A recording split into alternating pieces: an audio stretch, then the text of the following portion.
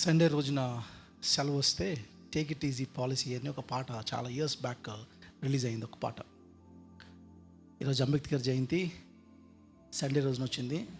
చాలామందికి బాధ ఉంది, అరే సండే వచ్చేసింది, అది వేరే రోజు వస్తే బాగుండేది, నాకు ఒక డే కలిసి వచ్చేది అని.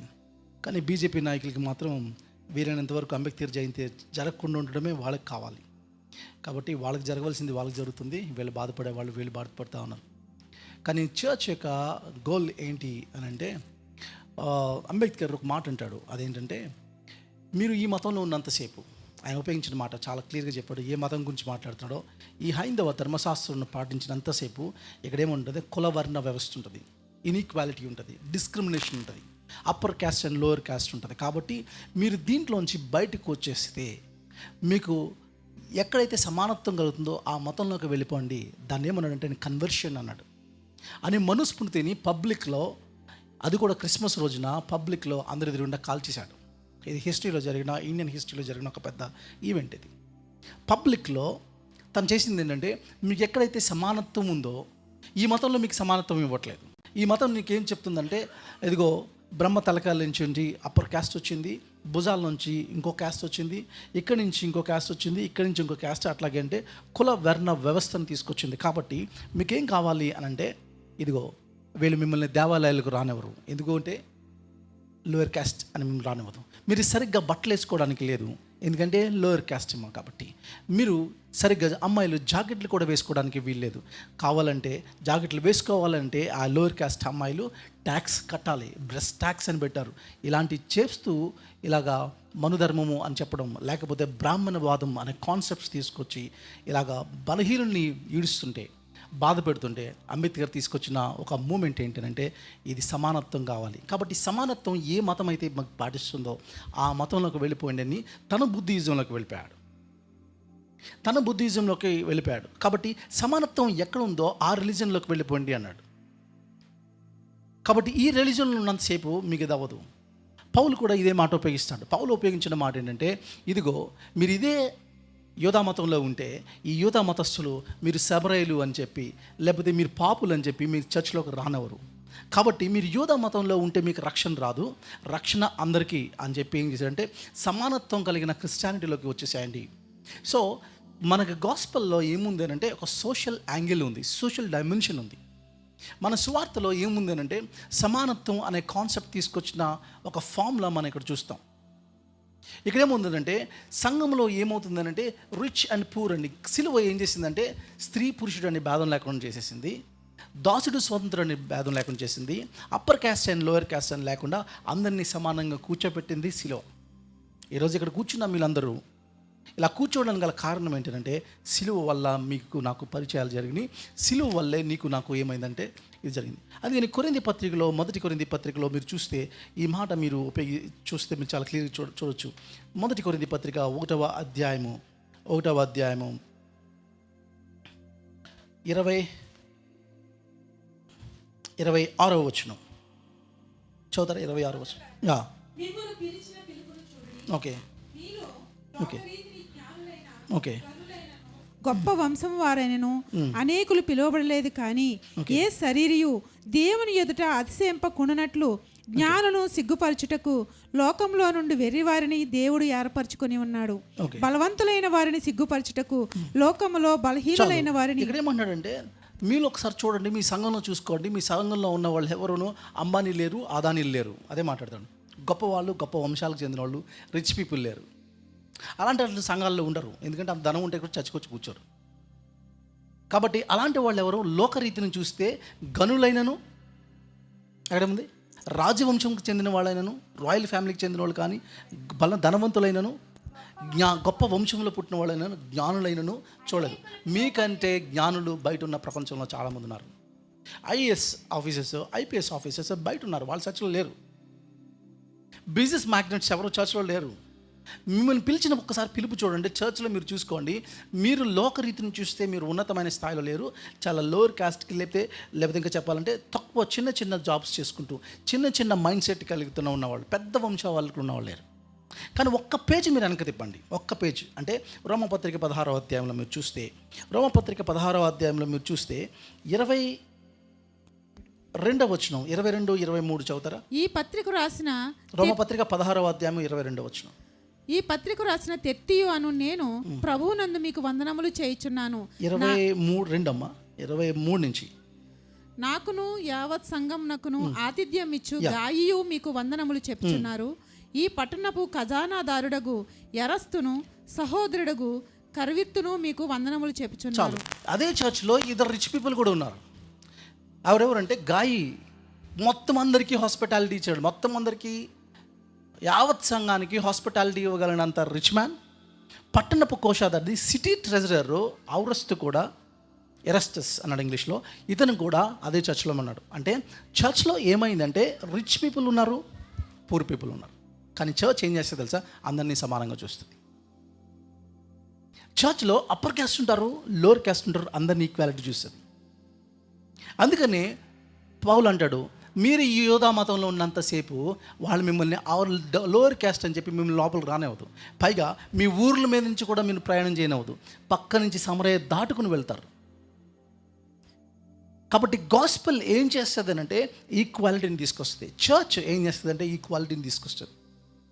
కాబట్టి నెంబర్ 1 మనం గుర్తుపెట్టుకోవాలి, చర్చ్ అనే చరిత్రని ఒకసారి మనం ఆలోచించడానికి మనం ప్రయత్నం చేద్దాం. ఈరోజు నా పాఠ్యభాగంగా నేను అపోస్తలుల కార్యాలు 1వ అధ్యాయం 1 నుంచి 11 వచనాల మీద నేను కొంతసేపు ఫోకస్ చేయాలనుకుంటున్నాను. సంఘం ఎలాగ ఫామ్ అయింది. సో నేను వచ్చినప్పుడల్లా అపోస్తలుల కార్యాల మీద నేను చూస్తాను. జనవరి నుంచి నేను రాలేదు, కానీ ఇక్కడ నుంచి మొత్తం నెలకు ఒకసారి నేను ఖచ్చితంగా వస్తాను. And this is my promise. And promise అని కాదు, దిస్ ఈజ్ మై రెస్పాన్సిబిలిటీ. కాబట్టి ఏంటంటే అక్కడ కొన్ని విషయాల్లో మాకు అవ్వలేదు, దాన్ని బట్టి నేను రావడం జరగలేదు. మధ్యలోనే వచ్చాను, కానీ సండేస్కి లేకుండా వెళ్ళిపోయాను అంతే. కొంచెం బిజీ షెడ్యూల్ జరిగింది, దానివల్ల అయింది. ఇక్కడ చూస్తే మీరు అపోస్తలుల కార్యాలు 1వ అధ్యాయాన్ని మీరు కానీ చూస్తే ఇక్కడ సంఘం యొక్క పరిస్థితి ఏంటో, సంఘం యొక్క చరిత్ర ఏంటో మనకు ఉంటుంది. ఒకవేళ మీరు ఆలోచించండి, సువార్తలు అయిపోయిన తర్వాత అపోస్తలుల కార్యాలు లేకపోతే ఎలా ఉండేది? డైరెక్ట్ పత్రికలు వస్తే మనకేం అర్థమయ్యేది కాదు, ఏం జరిగిందో అర్థమయ్యేది కాదు. సువార్త రాసిన లూకా అపోస్తలుల కార్యాలు కూడా, అంటే సువార్తలకు యేసు ప్రభు ఈ భూమి మీద చేసిన సేవకిని, ఆయన తిరిగి వెళ్ళిపోయిన తర్వాత సంఘం ఎలా స్థాపింపబడ్డదో ఈ రెండింటి మధ్యన గ్యాప్ని ఎవరు రాస్తున్నారంటే, ఈ టీచింగ్స్ మధ్యన లూకా రాస్తూ ఉన్నాడు. ఇది హిస్టోరియన్, హీఈస్ అ డాక్టర్, పౌలు యొక్క శిష్యుడు. సో పౌలు యొక్క శిష్యుడు తను చాలా ఇన్వెస్టిగేట్ చేస్తూ రాస్తున్న మాటలు ఇవన్నీ. ఆ ఇన్వెస్టిగేట్ చేస్తూ రాస్తున్న మాటల్ని ఈరోజు మనం జ్ఞాపకం చేసుకోవాలి. అందుకని క్రీస్తు యొక్క పని ఒక రకంగా చెప్పాలంటే, యేసుక్రీస్తు ప్రభు యొక్క పని it is finished and unfinished both. శిలువ మీద ఇట్ ఈస్ ఫినిష్డ్ అన్నాడు, సమాప్తం అయిపోయింది అన్నాడు, అది ఒకటి అయిపోయింది. కానీ ఏది సమాప్తమైందంటే, ఆయన ఏ కార్యంతో వచ్చాడంటే ఒక రకంగా రెడెంప్షన్, విమోచన క్రయధనాన్ని ఆయన సమాప్తం చేశాడు. కానీ ఆయన రాజ్యాన్ని గురించి సంఘాన్ని సిద్ధపరచాలి, కాబట్టి ఆ సంఘ పరిచర్య మాత్రం స్టార్ట్ అయింది. సో ఒక పని ఫినిష్ అయిపోయింది, ఇంకో పని స్టార్ట్ అయింది. It's both finished and unfinished. అందుకని యేసు ప్రభు యొక్క రెడెంప్షన్ ప్లాన్ కంప్లీట్ అయిపోయింది, కానీ ఇవాంజలిజం, చర్చ్ యొక్క వర్క్ ఆఫ్ ఇవాంజలిజం మాత్రం స్టార్ట్ అయింది. సంఘము దాంట్లోనే పనిచేస్తుంది అనేది గమనించాలి. అందుకని అపోస్తలుల సంగతి మీరు చూస్తే, యేసు ప్రభుని అరెస్ట్ చేయగానే పరారైపోయారు, ఎవరు అక్కడ లేరు. ఈ పరిస్థితి మనం చూస్తాం, ఎవరు అక్కడ దగ్గర లేరు. సో మీకు తెలుసు కదా, ఒక ఆయనేమో ప్రెసిడెంట్, వాళ్ళ ప్రెసిడెంట్ ఎవరు 3 సార్లు బొంకేశాడు, ఈయన ఎవరో నాకు తెలియదని. వాళ్ళ ట్రెజరర్ ఏమో 33 వెండినాళ్ళకి అమ్మేశాడు కదా. ఒక శిష్యుడు అయితే ఏంటి పై వస్త్రాలను వదిలిపెట్టేసి నగ్నంగా పరిగెట్టేశాడు, అంటే ఇలా పట్టుకోగానే వదిలేసి వెళ్ళిపోయాడు. అంత బయటపైపోయి పిరికిపోయిన శిష్యులు. వీళ్ళు ఇప్పుడు చేయమంటే సేవ చేయరు, రమ్మంటే రారు, చేయలేరు. They are not ready work చేయడానికి, ఇవాంజలిజం చేయడానికి రెడీగా లేరు. మీరు ఊహించండి, మేబీ నేను ఒక కథలాగా చెప్తే మీకు అర్థమవుతుంది. చాలా కాలం క్రితం ఎవరో చెప్పడం నేను విన్నాను, ఆ స్టోరీ మీ ముందు చెప్తాను. ఒక ఇమాజినరీ స్టోరీ అది. ఒక ఇమాజినేషన్ ఏంటంటే, యేసుక్రీస్తు ప్రభు ఎంత కార్యం చేసి శిలువలో కార్యం అయిపోయిన తర్వాత హెవెన్కి వెళ్ళాడట. హెవెన్లో ఏంజిల్స్ అందరు కూర్చుని ఎట్లా జరిగింది అక్కడంతా మొత్తం అంతా చేసిన తర్వాత మీరు చూశారు కదా, అక్కడి నుంచి హెవెన్ నుంచి డెస్ ఓకే ఇంత చేసావు కదా, ఇప్పుడు నెక్స్ట్ ఎవరు చేస్తారు అంటే, అదే నా శిష్యులకి చెప్పాను ఆ పని అని అంటే, ఎవరు 3 సార్లు బొంకేసి నువ్వెవరో తెలియదన్నావు ఆడు చేస్తాడా? పరారైపోయిన శిష్యులా వీళ్ళు చేస్తారా? అవును, వాళ్ళే చేస్తారు. ఒకవేళ వాళ్ళు చేయకపోతే ప్రభు ఆన్సర్ ఏంటో తెలుసా? ఇది ఇమాజినేషన్ కావచ్చు, వాళ్ళు చేయకపోతే ఇంకెవరు లేరు నాకు. ఎవరు లేరు పని అప్పు చెప్పడానికి. మీరు చేయకపోతే ఈ సర్వ సృష్టికి సువార్త చేయవలసిన బాధ్యత ఇంకెవరు చేయలేరు. దేవుడు నీకు నాకు ఆ బాధ్యత అప్పచెప్పాడు. శిష్యులు వాళ్ళు ఫెయిల్ అయ్యారు, పబ్లిక్ లైఫ్లో ఫెయిల్ అయ్యారు, ప్రైవేట్ లాయల్టీలో ఫెయిల్ అయ్యారు. పబ్లిక్గా వాళ్ళు విట్నెస్ని కోల్పోయారు, ప్రైవేట్గా వాళ్ళ యొక్క పర్సనాలిటీలో లాయల్టీ, ఆ నమ్మకత్వాన్ని కోల్పోయారు. ఆయన ఎవరో నాకు తెలియదు అని బొంకేసిన పరిస్థితులు మనం చూస్తూ ఉన్నాం. కాబట్టి ఇలాంటి సందర్భంలో నెంబర్ 1 మనం గమనించవలసింది ఏంటి అని అంటే, ఇట్స్ నాట్ వర్కింగ్. నెంబర్ 1 మనం గమనించవలసింది సో 1 నుంచి 2 వచనాలు మీరు చూస్తే, మొదటి 2 వచనాలు ఎవరైనా చదవగలరా? ఓ థియోఫిలా, యేసు తాను ఏర్పరచుకున్న అపోస్తలులకును పరిశుద్ధాత్మ ద్వారా ఆజ్ఞాపించిన తరువాత ఆయన పరమునకు చేర్చుకొనబడిన దినము వరకు ఆయన చేయుటకును బోధించుటకును ఆరంభించిన వాటినన్నిటిని గూర్చి నా మొదటి గ్రంథమును రచించి చెప్తా ఉన్నాడు, థియోఫిలాకు రాస్తా ఉన్నాడు. సో ఇక్కడ మాట్లాడుతున్నప్పుడు ఏంటంటే మెసేజ్ గురించి మాట్లాడుతున్నాను. నేను ఎలా రాశాను? It's talking about message. ఒక మెసేజ్ గురించి చెప్తా ఉన్నాడు. క్రీస్తు గురించి ఒక మంచి మాట ఉంది, యేసు బోధించుటకును చేయుటకును కదా. It's a teach and doing. ఈ 2 మాటలు గుర్తుపెట్టండి. మీ బైబిల్లో ఏముంది? ఆయన చేయుటకును బోధించుటకును ఆరంభించిన, చేయుటకును బోధించుటకును ఆరంభించిన వాడు. కూర్చుని పోండి అందరూ.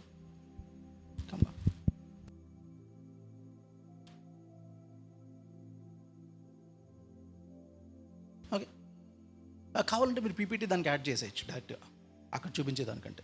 ఓకే, ఓకేనా? ఓకే, మీరు టీచింగ్ అండ్ డూయింగ్ ఈ 2 మాటలు మీరు జాగ్రత్తగా వినండి. ఫర్ ఎగ్జాంపుల్, మీరు ఏ మతాన్నన్నా తీసుకోండి, ఆ వాళ్ళ మతం విశ్వాసంలో, ఫర్ ఎగ్జాంపుల్ బౌద్ధ మతాన్ని తీసుకోండి. Buddha is not essential for the Buddhism. బుద్ధిజానికి బౌద్ధులు అవసరం లేదు, బుద్ధుడు యొక్క టీచింగ్ ఉంటే సరిపోతుంది. బుద్ధుడు ఎలా జీవించాడు, తన మ్యారిటల్ లైఫ్ ఏంటి, అది వాళ్ళ విశ్వాసం కాదు. బుద్ధుడు ఏమి బోధించాడు అనేది వాళ్ళ విశ్వాసం. మహమ్మద్ ఎన్ని పెళ్ళిళ్ళు చేశాడు, ఎంతమందిని చంపేశాడు, అది ఇస్లామిక సహోదరుల యొక్క విశ్వాసం కాదు. మహమ్మద్ ఖురాన్ ద్వారా ఏం బోధించాడో అది మాత్రం వాళ్ళ విశ్వాసం. శ్రీకృష్ణుడు ఎన్ని దొంగతనాలు చేశాడు, ఎన్ని చీరలు ఎత్తిపోయాడు, అది హైందవుల యొక్క విశ్వాసం కాదు. గీత ద్వారా ఏం చెప్పాడు శ్రీకృష్ణుడు, అదే వాళ్ళ విశ్వాసం. కానీ క్రీస్తు దగ్గరికి వచ్చినప్పుడు ఆయన ఏం బోధించాడో మాత్రమే కాదు, ఆయన మరణ జీవ పునరుత్థానం కూడా నీ విశ్వాసం. అంటే బోత్. మిగతా మతాలు ఏం చెప్తాయంటే టీచింగ్ మాత్రమే ప్రాముఖ్యం, లైఫ్ స్టైల్ అవసరం లేదు, డూయింగ్ అవసరం లేదు, ఓన్లీ టీచింగ్ ఉంటే సరిపోతుంది. ఇంకా చెప్పాలంటే మాకు అంత సీన్ లేదు, మా దేవుడికి మేము బోధిస్తాం, మేము అలా ఉండవసరం లేదు. కానీ నేను ఆరాధిస్తున్న క్రీస్తు ఎలాంటి వాడు అంటే ఆయన బోధించిందే జీవిస్తున్నాడు, ఆయన జీవించిందే బోధించాడు. అందుకని బోధించుటకును చేయుటకును, ఆయన చేయుటకును బోధించుటకును ఆరంభించిన వాటన్నిటిని గురించి.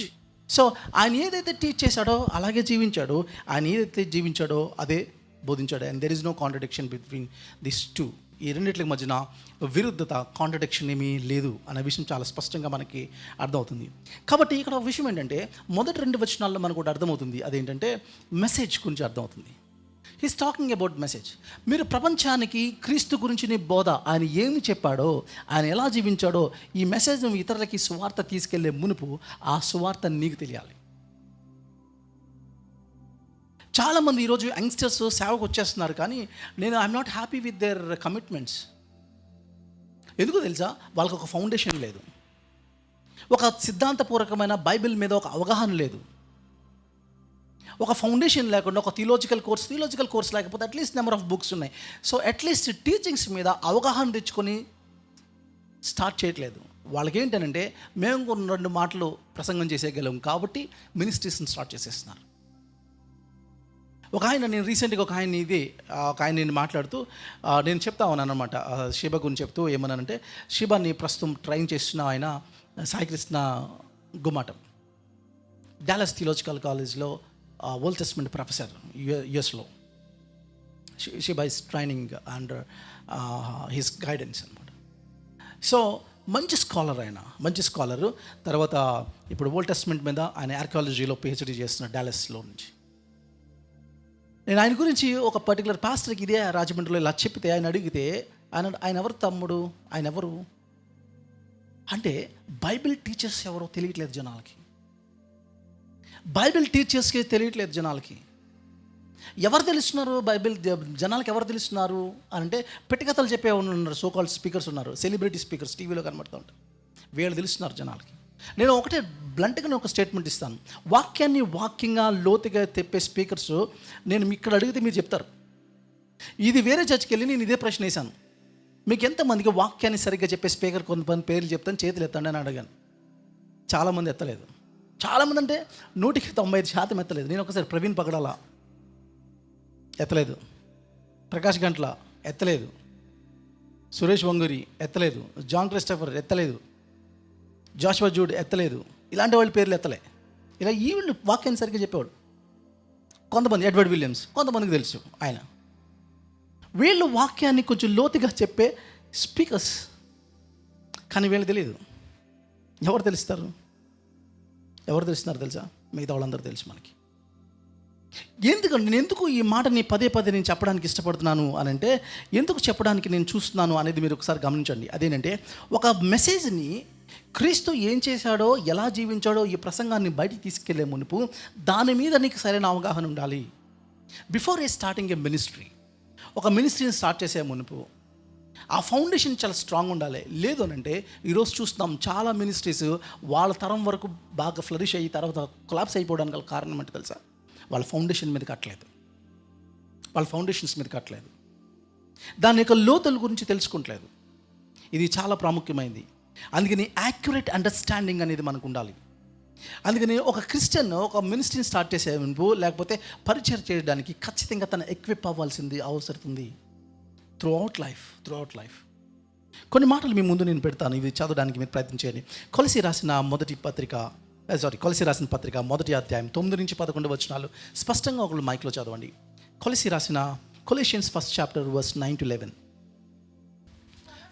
యా, కొలసి పత్రిక 1వ అధ్యాయం 9-11 వచనాలు. అందుచేత ఈ సంగతి వినిన నాట నుండి మేమును మీ నిమిత్తము ప్రార్థన చేయటం మానక మీరు సంపూర్ణ జ్ఞానమును ఆత్మ సంబంధమైన వివేకమును గలవారును. సంపూర్ణ జ్ఞానము, సంపూర్ణమైన కంప్లీట్ నాలెడ్జ్ ఉండాలి. రెండోది ఇంకో మాట కూడా చూపిస్తాను, ఆత్మ సంబంధమైన వివేకము గలవారు. ఆత్మ సంబంధమైన వివేకము, సంపూర్ణ జ్ఞానము, ఆత్మ సంబంధమైన వివేకము గలవారై ఉండండి. యాకోబు పత్రికలు ఏమంటాడంటే, మీలో అనేకులు బోధకులు కాకుండా మంచిది. Don't become preachers or teachers. Don't become teachers అవ్వద్దు, ప్రీచర్స్ అయిపోవద్దు, మీరు ఎక్కువపోకుండా. 2 తిమోతి పత్రిక 2వ అధ్యాయం 15వ వచనం. 2 Timothy 2nd chapter 15th verse. దేవుని ఎదుట యోగ్యునిగాను సిగ్గుపడనక్కరలేని పనివానిగాను సత్యవాక్యమును సరిగా ఉపదేశించు వానిగా నిన్ను నీవే దేవునికి కనపరచుకో. జాగ్రత్త పడు. Be careful with your teaching. సత్యవాక్యం విషయంలో సరిగా ఉపదేశించేవానిగా దేవుని ఎదుట. ఆడియో డేస్ చెప్పడం కాదు, స్వచ్ఛమైన వాక్యం కావాలంటే మా చర్చకు వచ్చే నువ్వు అనౌన్స్ చేసుకోవడం కాదు. ఎవరు అనౌన్స్ చేయాలి ఆ మాట? దేవుడు అనాలి. నేను ఈ మధ్యన చూస్తున్నాను, ఒక ఆయన సోకాల్డ్ ఒక స్పీకర్ సత్యవాక్యం కావాలంటే మా సంఘానికి వచ్చేయండి, ఇన్ని వేల మంది వస్తున్నారని చెప్తున్నాను. యాక్చువల్ సత్యవాక్యం ఆయనకే రాదట్లేదు, ఆయనకే ప్రాపర్ అండర్స్టాండింగ్ లేదు, కానీ ఇట్లా చెప్పుకుంటా ఉన్నారు. సో దేవుని వాక్యం is talking about the message.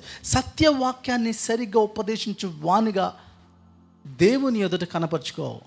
Be careful with your teaching. అలాగే టైటస్ లేకపోతే తీతు పత్రిక 2వ అధ్యాయము 7వ వచనం. Titus 7 and 8 verses. పరపక్షమందుండు వాడు మనల్ని గూర్చి చెడు మాట ఏదియో చెప్పనేరక సిగ్గుపడినట్లు అన్నిటి యందు నిన్ను నీవే సత్కార్యముల విషయమై మాదిరిగా కనపరుచుకొనుము.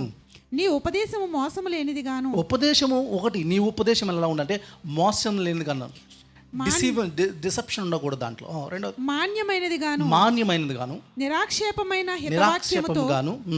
హితవాక్యముతో కూడినది గాను ఉండాలి. అలాగే 10th verse 10వ వచనం.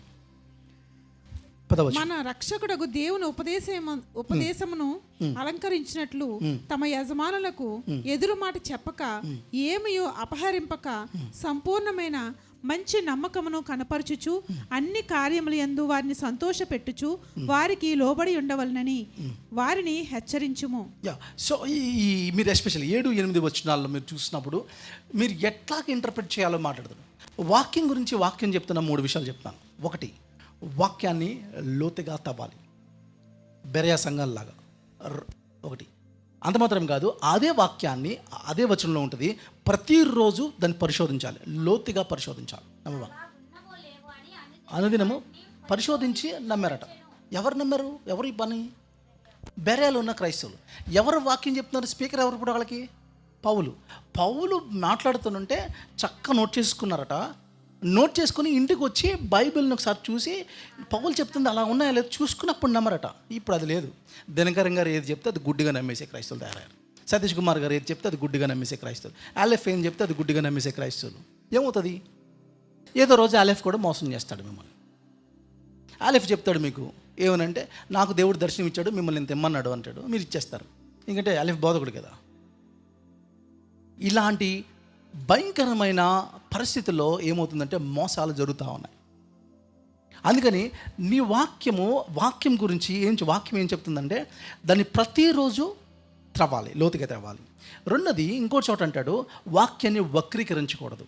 అంటే అక్కడ ఏ కాంటెక్స్ట్లో చెప్తుందో అదే తీసుకోవాలి, కానీ ఇక్కడ ఇది చెప్తుంటే ఇంకో చోట ఇంకోటి చెప్పడం. ఓకే, రీసెంట్గా అనిల్ కుమార్ అన్న ఒక టాక్ తీసుకుంటూ కొన్ని మెథడ్స్ టీచ్ చేస్తూ ఆయన ఒక వీడియో వేశాడు. పేరు ఎందుకులేండి, ఆ పేరు మన రాజమండ్రికి చెందిన ఒక స్పీకర్ వీడియోనే, పాపులర్ స్పీకర్. ఆ వీడియో వేస్తూ ఆ వీడియోలో ఇట్లా ఉంది. అదేంటంటే పిల్లల్ని నేలకేసి కొట్టండి, బండకేసి కొట్టాలి అని. అంటే బండకేసి కొట్టమంటే లిటరల్గా బండకేసి పిల్లల్ని కొట్టేమని కాదు, మంచి కొట్టమని. అదేంటంటే క్రీస్తు అనే బండ అంటాడు. మళ్ళీ అక్కడ కాంటెక్స్ట్ క్రీస్తు అనే బండ గురించి సామ్స్ కీర్తనలు రాయట్లే. అక్కడున్న పరిస్థితి ఏంటంటే ఐగుప్తీయులు పిల్లలను అలా చంపేశారు. మీరు లోబడకపోతే ఇది జరుగుతుంది అని చెప్పినది ఏం చెప్తున్నాడు ఈ స్పీకర్? క్రీస్తు అనే బండ. వాక్యాన్ని వక్రీకరించడం అంటే ఇదే. అదేనా? వాక్యం ఏం చెప్తుంది, ఏ కాంటెక్స్ట్లో ఏం చెప్తుంది, నువ్వు ఏ కాంటెక్స్ట్లో దాన్ని మార్చేస్తున్నావు. ఆత్మ విషయమై దీనులైన వారు ధన్యులు అంటే ఆత్మ అంటే పరిశుద్ధాత్మ అని మాట్లాడుతున్నాడు ఒక స్పీకర్. ఏమంటాం వీళ్ళని? వాక్యాన్ని వక్రీకరించే వాళ్ళ దగ్గరికి జనాలు పొలవమంటూ వెళ్ళిపోతూ ఉన్నారు. సత్యము నేరోగా ఉంటుందంట. సత్యం దగ్గర తక్కువ మంది వస్తారు, ఎందుకంటే it is a narrow road. విశాలమైన మార్గంలో అలాగే వెళ్ళిపోతారట.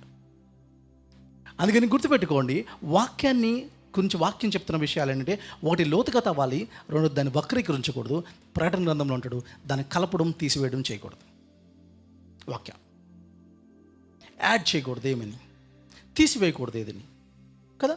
అంటే ఏమంటుంటే వాక్యం గురించి ఈ 3 విషయాలు చెప్తుంది. వాక్యం చెప్తున్న విషయాలే, కానీ ఈరోజు మీరు బయటకు వెళ్ళి చూస్తే ఈ 3 జరుగుతున్నాయి. ఒకటి, వాక్యాన్ని లోతుగా తవ్వే వాళ్ళు లేరు. రెండోది, వాక్యాన్ని వక్రీకరించడమే. మూడోది, వాక్యానికి కలపడం తీసివేయడమే జరుగుతుంది. Be careful with your message. మీ మెసేజ్ ఎలా ఉండాలో అనేది నెంబర్ 1 గుర్తుపెట్టుకోవాలి. అపోస్తులు ఎక్విప్ అవ్వాలి. మిమ్మల్ని ప్రపంచానికి, సర్వలోకానికి వెళ్ళి సర్వ సృష్టికి సువార్త ప్రకటించమని చెప్తాను. ప్రకటించే మునుపు, ఇవాంజలిజం చేసే మునుపు నీకు మెసేజ్ మీద కంప్లీట్ క్లారిటీ ఉండాలి. నీకు కంప్లీట్ క్లారిటీ ఉండాలి, నెంబర్ 1. సో ఒకటి, హీస్ టాకింగ్ అబౌట్ మెసేజ్. తర్వాత హీస్ టాకింగ్ అబౌట్ మేనిఫెస్టేషన్ గురించి మాట్లాడుతున్నాడు. మెసేజ్ తర్వాత ఏం మాట్లాడుతుంటే 3వ వచనంలో ఏమన్నాడు? ఆయన శ్రమ పడిన తర్వాత 40 దినముల వరకు వారికి అగపడుచు దేవుని రాజ్య విషయములను గూర్చి బోధించుచు అనేక ప్రమాణములను చూపి వారికి తన్ను తాను సజీవులుగా కనపరుచుకున్నాడు. అంటే ఇప్పుడు ఏమవుతుందంటే, ఒకటి మెసేజ్ ఉందండి, స్వార్థ చేయమన్న మెసేజ్. ఆ మెసేజ్కి నాకేం కావాలి? అపోస్టల్ కదా, ఫస్ట్ చాప్టర్ మనం చూస్తున్నాం, acts of apostle first chapter మీద ఫోకస్ చేస్తున్నాం. First 11 words. ఫస్ట్ మెసేజ్ ఉంది, you should know the message. So message ఉంది, కానీ ఇప్పుడు ఆ మెసేజ్ని నమ్మాలంటే కాన్ఫిడెన్స్ కావాలి. ఎంత కాన్ఫిడెన్స్ కావాలి అని అంటే దానికోసం ప్రాణం ఇచ్చేంత కాన్ఫిడెన్స్ కావాలి. అంటే ఏం చేయాలంటే చనిపోయిన ఆయన తిరిగి కనబడాలి వాళ్ళకన్నా. అందుకని ఆ కాన్ఫిడెన్స్ పెంచడం కోసం ఆయన వాళ్ళకి అగబడ్డాడు. మేనిఫెస్టేషన్, ఆయన కనపరుచుకున్నాడు, అనేక ప్రమాణాలు కనపరుచుకున్నాడు, వాళ్ళతో పాటు తిన్నాడు. నన్ను ముట్టుకొని చూడండి అన్నాడు, ముట్టుకున్నారు అంటే సేమ్ బాడీ లేచిందని చెప్తున్నాడు. వాళ్ళతో పాటు తిన్నాడు. నేను బాడీదా, నేను భూతాన్ని కాదు, నన్ను చూడండి, నా ఎముకలు నా శరీరం చూడండి, నాకున్నట్టు మాంసం ఎముకలు భూతములకు ఉండవు, స్పిరిట్స్కి ఉండవు. అంటే నేను భూతాన్ని కాదు. ఏ శరీరం అయితే పాత పెట్టబడిందో అదే శరీరం తిరిగి లేస్తుంది. రిజరక్షన్, లాటిన్ వర్డ్ రీ అగైన్. ఏదైతే పాత పెట్టబడిందో అదే తిరిగి లేస్తుంది. తెలుగులో పునర్దానం అంటారు. పునః అంటే తిరిగి, ఉద్దానం అంటే జీవించడం. ఏదైతే పాత పెట్టబడిందో అదే తిరిగి జీవిస్తుంది, అదే తిరిగి జీవిస్తుంది.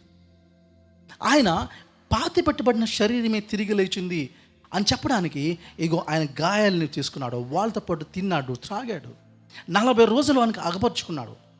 ఏం చెప్తున్నాడంటే నేను భూతాన్ని కాదు అని అంటున్నాడు. అప్పుడు ఆ శరీరాన్ని ముట్టుకొని 40 days వాళ్ళకి కింగ్డమ్ గురించి టీచింగ్స్ ఇచ్చిన తర్వాత, దేవుని రాజ్యం గురించి టీచింగ్స్ ఇచ్చిన తర్వాత ఇప్పుడు వాళ్ళ కాన్ఫిడెన్స్ బిల్డ్ అయింది.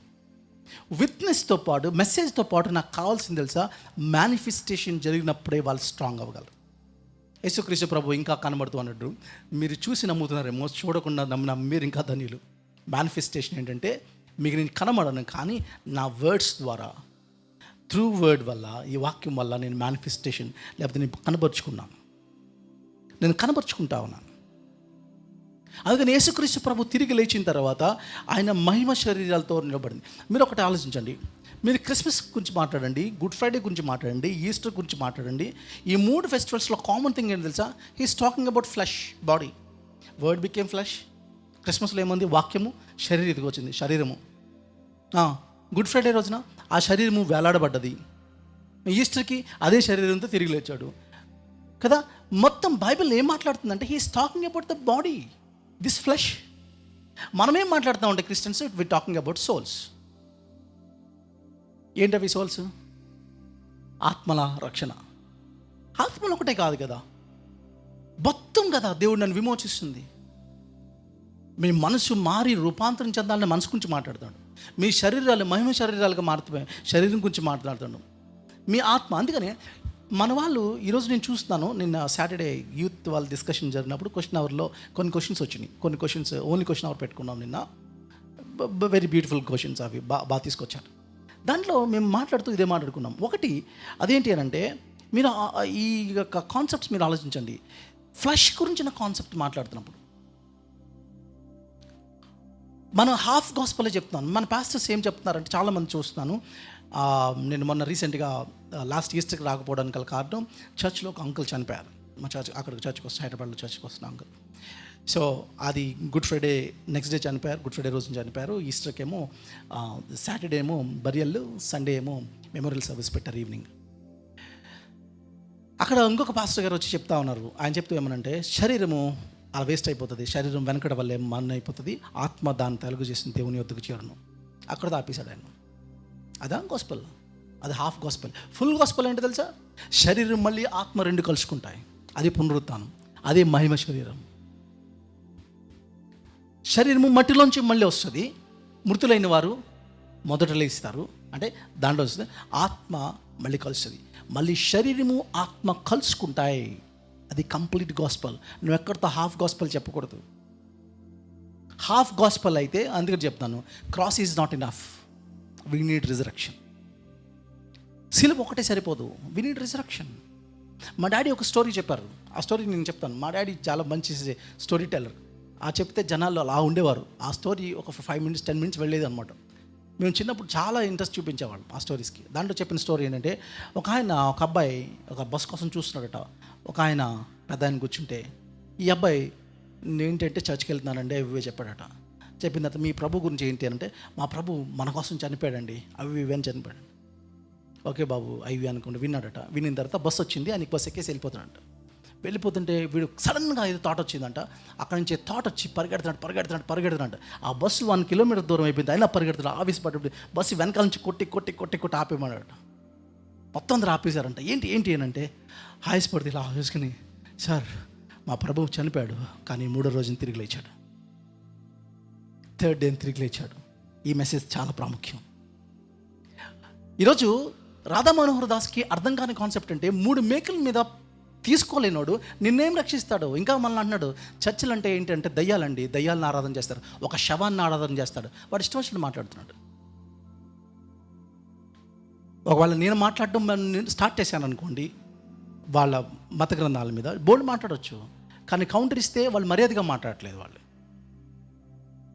మర్యాద లేకుండా మాట్లాడుతున్నారు, ఇష్టం వచ్చినట్టు మాట్లాడుతున్నారు. కాబట్టి నేనేం కౌంటర్లు ఇవ్వడానికి ట్రై చేయట్లేదు. కానీ ఒకటి రాధా మనోహర్ దాస్కి అర్థం చేసుకోవాల్సిందంటే, ఏమో మేబీ క్రిస్టియన్స్ మనం మన చర్చెస్లో మన ఇంటిల మీద సిలువ వేయబడిన క్రీస్తుని చూపిస్తున్నాం, కానీ పునరుత్థానుడైన క్రీస్తుని ఎందుకో హైలైట్ చేయలేకపోతా ఉన్నాం.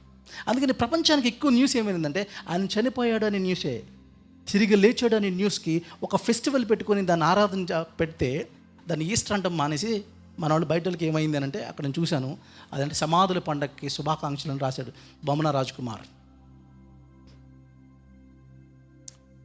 ఎట్లా చేశాము? మీరు న్యూస్ ఇవ్వలేదు. యాక్చువల్ దాని వెనకాల ఇంటెన్షన్ ఏంటంటే మా ప్రభు మమ్మల్ని తిరిగి లేపుతాడు అని ప్రపంచానికి చెప్పడానికి ఒక ఫెస్టివల్. కానీ ఈరోజు ఏమవుతుందంటే ఆ సమాధిని అలంకరించుకొని దాని మీద క్యాండిల్స్ పెట్టి ఆడావాడు చేసేస్తున్నాం. రిజీ అసలు వెళ్ళనిచ్చేవాడు కాదు. మీరు ఆలోచించండి, ఫెస్టివల్లో మనం జ్ఞాపకం చేసుకుంది మేనిఫెస్టేషన్. అందుకని రిజరెక్షన్ చాలా ప్రాముఖ్యమైంది. అది లేకపోతే మీ విశ్వాసం వ్యర్థము అన్నాడు. పునరుత్థానం అనేది లేకపోతే మీ విశ్వాసం వ్యర్థం అన్నాడు. ఒకవేళ నేను ఈ మాట చెప్పడానికి ఉంచేస్తాను, ఇదే శరీరము తిరిగి లెగిస్తుంది. ఏ శరీరం అయితే పాత పెట్టబడిందో అదే శరీరం తిరిగి లేస్తుంది. దీన్ని ఏమంటామంటే ఈ బాడీ ట్రాన్స్ఫార్మ్ అయ్యింది, క్షయం నుంచి అక్షయతకు వెళ్ళింది కదా. ఆ మధ్యన ఒక హాలీవుడ్ మూవీ వచ్చింది, అది 4th డైమెన్షన్ మీద ఒక మూవీ వచ్చింది. ఈ మధ్యన సైంటిస్టులు ఆలోచిస్తున్నారు, 4th డైమెన్షన్ గురించి ఎక్కువ మాట్లాడుతూ ఉన్నారు. నేను ఎప్పుడైనా యూనివర్సిటీ క్యాంపస్కి వెళ్ళి మాట్లాడుతుంటే ఇలాంటి డైమెన్షన్స్ గురించి కొన్ని క్వశ్చన్స్ వస్తాయి. దాంట్లో ఒక ప్రశ్న వచ్చింది. ఆ ప్రశ్న అంటే యేసుక్రీస్తు ప్రభు తలుపులు వేసి ఉండగా లోపలికి ఎలాగ వెళ్ళిపోయగలిగాడు? అది చాలా ఫూలిష్నెస్గా ఉంది అన్నట్టు. నేను అప్పుడు ఆ మూవీ కొట్టేశాను. మరి ఆ మూవీలో కొన్ని ఇయర్స్ ట్రావెల్ చేసిన తర్వాత తన కూతుర్ని ఇలా గోడలోంచి వెళ్ళి చూస్తాడు. ఎందుకని? డైమెన్షన్ మారింది. ఒకవేళ మ్యాథమెటిక్స్ వచ్చిన వాళ్ళకి నీకు చెప్తాను.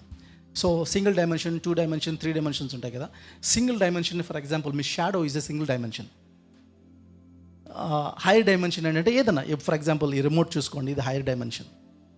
ఈ హైయర్ డైమెన్షన్ లోయర్ డైమెన్షన్లో నుంచి వెళ్ళినప్పుడు పగిలినట్టు మీకు ఏం కనబడదు. కాబట్టి యేసు ప్రభు యొక్క బాడీ నేను 5 డైమెన్షన్ అని చెప్పట్లేదు, కానీ ఏ డైమెన్షన్ తెలియదు, కానీ అది 3 డైమెన్షన్ కంటే ఎక్కువ. కాబట్టి అది గోడలు మూసుండగా కూడా వెళ్ళిపోగలదు.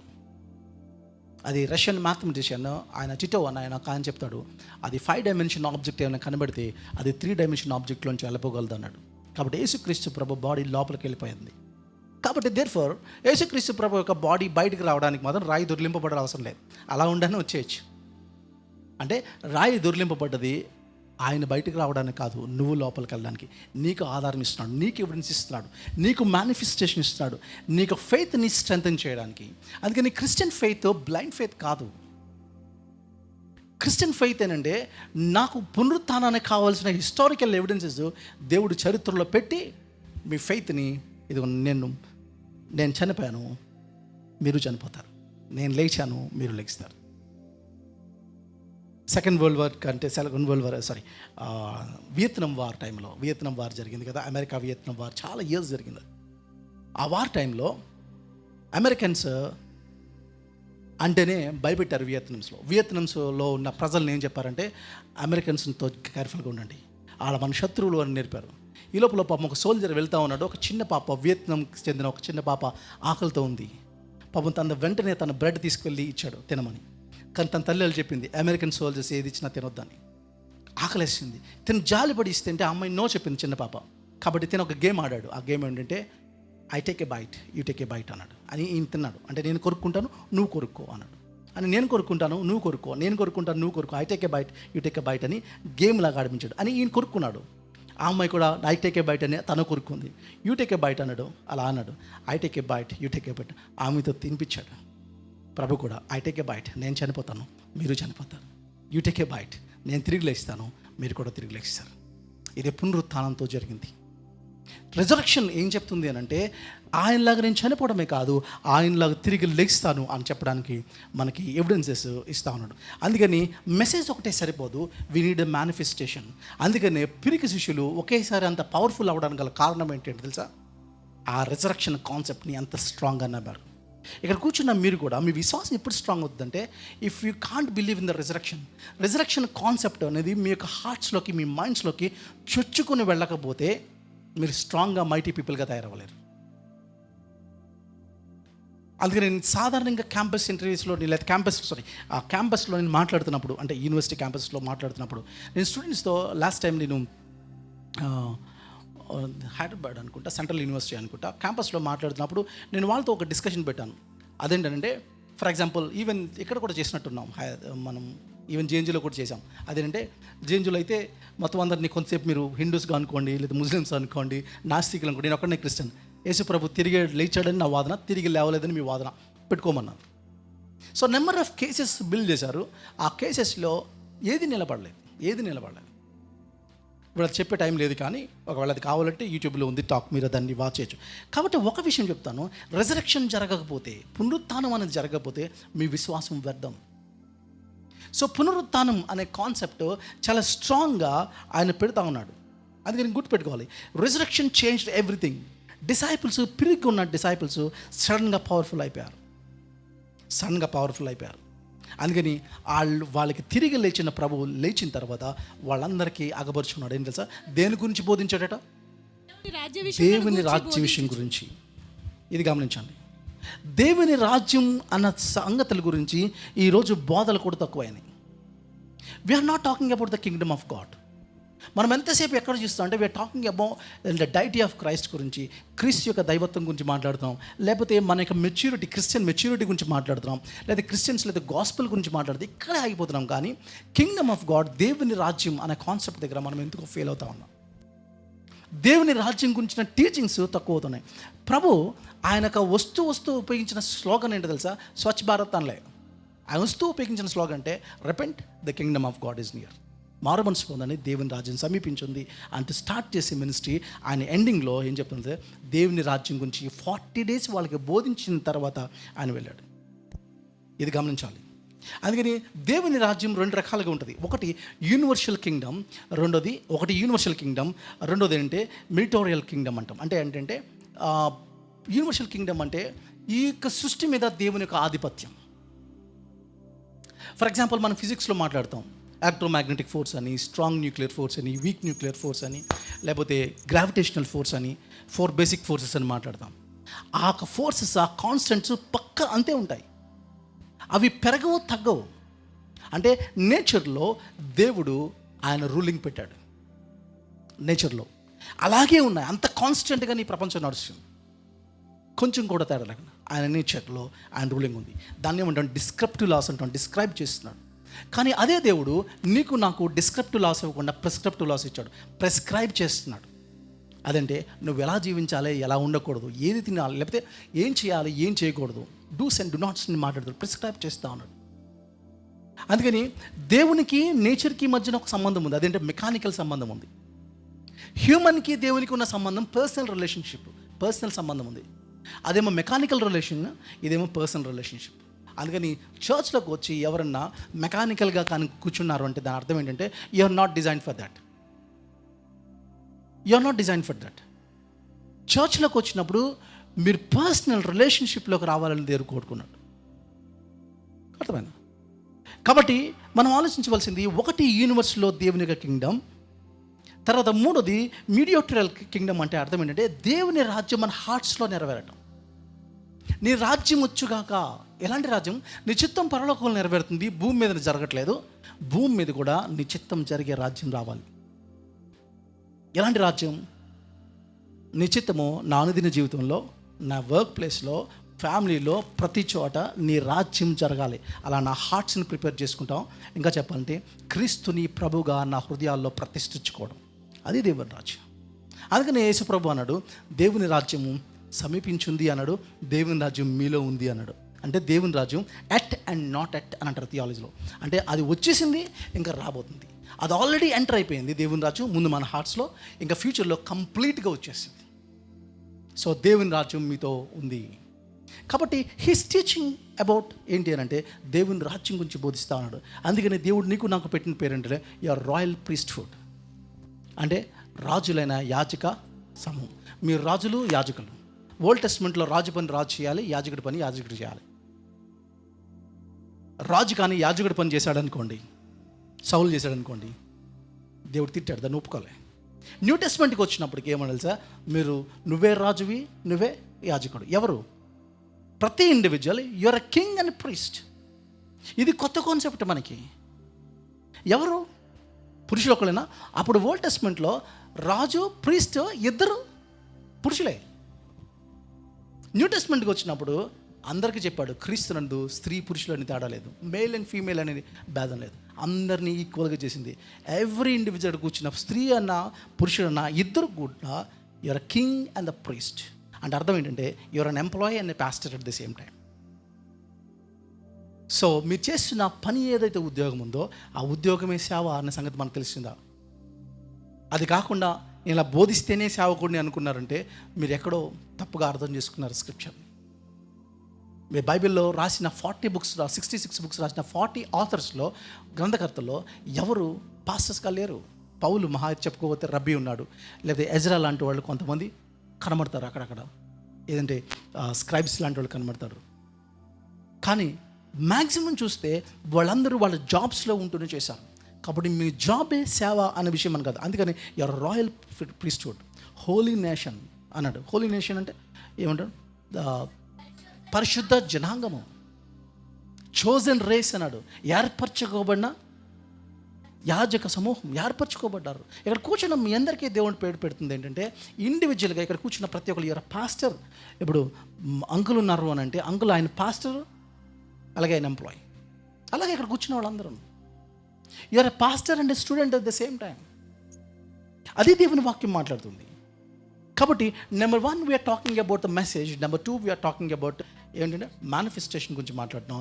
నెంబర్ 3 15వ వచనంలో he's talking about the might గురించి మాట్లాడుతుంది.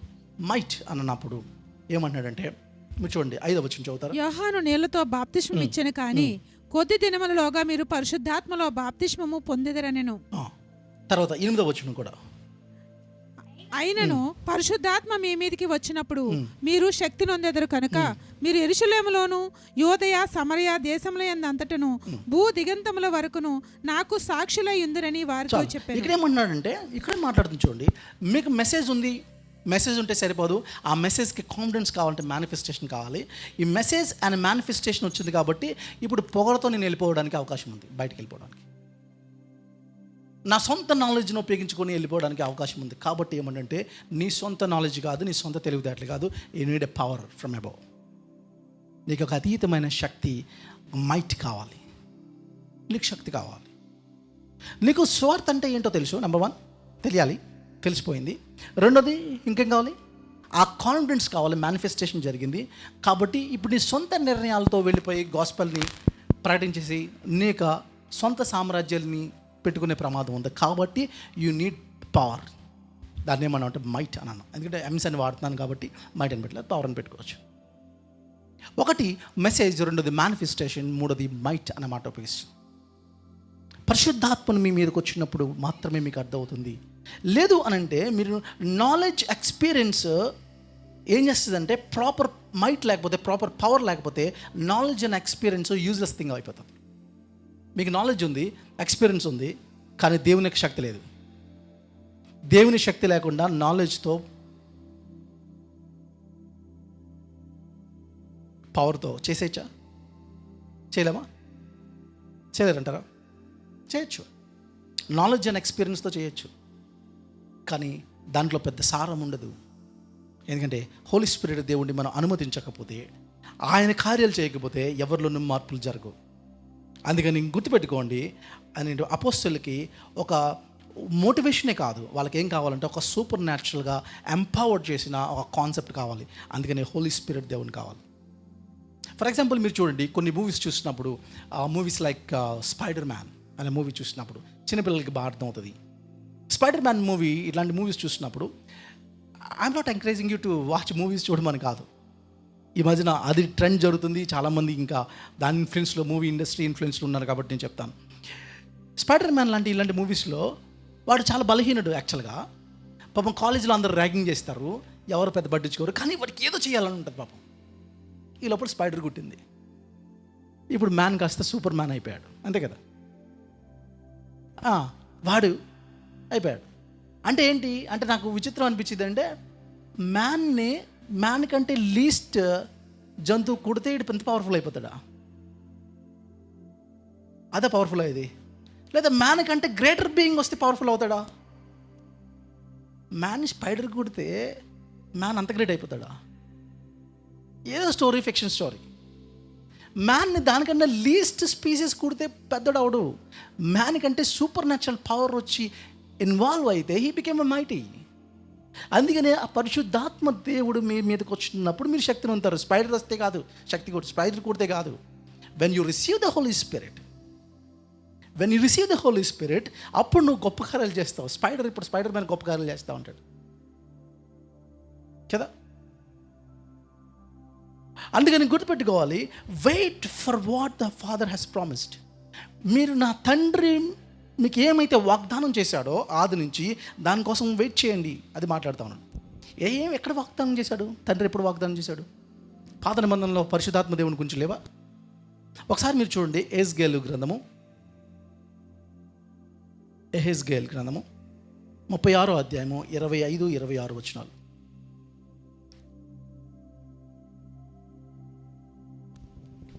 ఎజెకియల్ నా ఆత్మను మీ యందు ఉంచి 25-27 చెప్పండి. నా ఆత్మను మీ యందు ఉంచి నా కట్టడలను అనుసరించి వానుగాను నా విధులను గైకొను వానుగాను మిమ్మును చేసేదను. నూతన హృదయం మీకు ఇస్తాను, నూతన స్వభావం మీకు కలుగజేస్తాను. చూడండి, I will give you a new spirit. అదే కదండి, నేను మీకు కొత్త హృదయాన్ని, కొత్త ఆత్మనిస్తాను. మీకు రాతి గుండెను మీలో తీసి మాంస గుండె ఇస్తాను. అంటే ఫర్ ఎగ్జాంపుల్ ఎలా అంటే, దీని ఇంకా బాధతోటి చెప్తాను. ఎలాంటి హార్ట్ ఇస్తాడంట? ఇప్పుడు మనందరికీ పాపం చేయకూడదని ఉంటుంది, కానీ ఎక్కడో ఇష్టం లోపల, ఎక్కడో మనకి పాపం చేయాలని ఇంట్రెస్ట్ ఉంటుంది కదా. అంటే ఎందుకో భయపడి, సమాజానికి భయపడి పాపం చేయట్లే. కానీ దేవుని ఆత్మ పొందుకున్న వ్యక్తి ఏం చేస్తాడంటే, దేవుడు పాపాన్ని ఎలా అయితే అసహించుకున్నాడో, పాపం చేయడాన్ని, పాపం అనేది ఎలా అసహించుకున్నాడో అలా అసహ్యం చేసుకునే స్థితిలో నన్ను దేవుడు మారుస్తాడట. హోలీ స్పిరిట్ దేవుడు చేసి, పాపానికి చేసి ఇష్టం కాదు, దాన్ని ద్వేషించే స్థాయిలోకి దేవుడు నన్ను పెంచుతాడు. అది పరిశుద్ధాత్మ దేవుడు చేసేది. ఇలాంటి హార్ట్ని ఇస్తాడు. పాపము ప్రజలకి భయపడి చేయట్లేదు నువ్వు, అది మామూలుగా అందరూ చేసే పని. కొంతమంది చేసేస్తారు. 3వ లెవెల్ ఉంది, అదేంటంటే పాపాన్ని దేవుడు అసహించుకున్నంత రీతిలో పాపాన్ని నువ్వు అసహించుకోవడం. అది ఎవరిస్తారు? నేను ఇస్తాను. పరిశుద్ధాత్మ దేవుడు. దేవుడు అంటాడు, పరిశుద్ధాత్మ దేవుడు మీ మీదకి వచ్చినప్పుడు మీరు శక్తిని. నేను ఇచ్చే బ్యాప్టిజానికి, యోహాను ఇచ్చిన బ్యాప్టిజానికి, నేను ఇచ్చే బ్యాప్టిజానికి తేడా ఉంది. యోహాను మీకు నీళ్ళతో ఇస్తాడు, నేను కొద్ది దినములుగా పరిశుద్ధాత్మలో బాప్టిజం.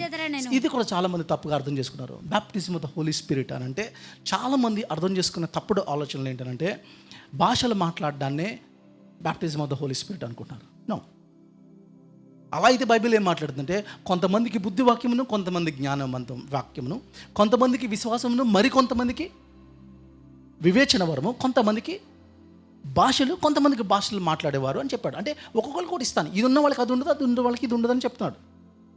అని ఈవెన్ ర్యాంకింగ్లో కూడా భాషలు మాట్లాడడం అనేది లాస్ట్లో 7th ర్యాంక్లో ఎక్కడ పెట్టాడు. బుద్ధివాక్యమును, విశ్వాసమును, బుద్ధివాక్యమును, జ్ఞానవాక్యము ఫస్ట్ పార్ట్స్లో పెట్టాడు. తర్వాత విశ్వాసం 3 దాంట్లో పెట్టాడు, ఆ లిస్ట్లో పెట్టాడు. బుద్ధివాక్యమును, జ్ఞానవాక్యమును, విశ్వాసము ఇవన్నీ ఒక్కొక్కరికి, కొంతమందికి అది, కొంతమందికి ఇది, కొంతమందికి అది ఇస్తాడు. కానీ మన వాళ్ళు ఏమన్నారంటే, కొంతమంది ఏమన్నారంటే, హోలీ స్పిరిట్ బ్యాప్టిజం అంటే ఏంటి అని అంటే, పరిశుద్ధాత్మ లేదా టంగ్స్ మాట్లాడడం, ఏదంటే భాషలు మాట్లాడడమే పరిశుద్ధాత్మ బాప్తిజం. ఇది ఎక్కడో తప్పుగా అర్థం చేసుకుంది సంఘం, లేదా కొంతమంది తప్పుగా అర్థం చేసుకున్నారు. తప్పుడు బోధకులు ఇవి బోధిస్తూ ఉన్నారు. ఫర్ ఎగ్జాంపుల్, నా చేయి పని చేయలేదు అనుకోండి, పారలైజ్డ్ అయిపోయింది అనుకోండి, పారాలిసిటిక్ వచ్చింది అనుకోండి, పారలైజ్డ్ అయిపోయింది, చేయి బాగాలేదు. ఇప్పుడు నాకు చేయి పవర్ రావాలి, అంతేగా. ఇప్పుడు నాకు చేయికి ఏం కావాలి? పవర్ రావాలి. అప్పుడు ఏమవుతుంది? చెయ్యి 4 అయిపోతుందా? టంగ్ అయిపోద్దా చెయ్య పవర్ వస్తే ఏమవుతుంది? చెయ్యిలాగా ఉంటుంది, పవర్ఫుల్ చెయ్యి అవుతుంది. హోలీ స్పిరిట్ దేవుడు ఏం చేస్తాడంటే ఆలెఫ్ని క్యాట్గా చేసాడు, స్పైడర్గా చేయడు.